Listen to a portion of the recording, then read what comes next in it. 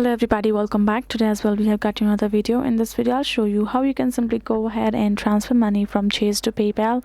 But before that, please do make sure to like our video, subscribe our channel, and yes, without any further delay, let's get into it.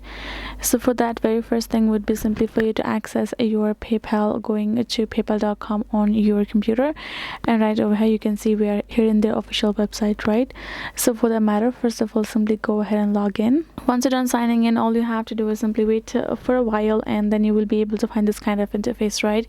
So if you have been wondering how could you simply transfer money from Chase to PayPal, is to simply link your account with the PayPal itself. So for that, all you have to do is simply go to this option of wallet, and right over here simply tap on this option of link a card.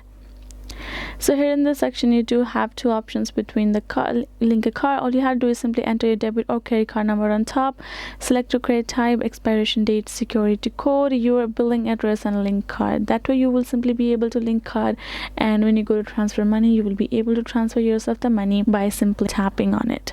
Other would be simply option for you to is a link a bank option as well. All you have to do is tap on it, enter the bank account information of yours where you would like to transfer your money from, and then once you have linked it, all you will do is simply go to this PayPal transfer section, and there you will be able to transfer money to your PayPal, right?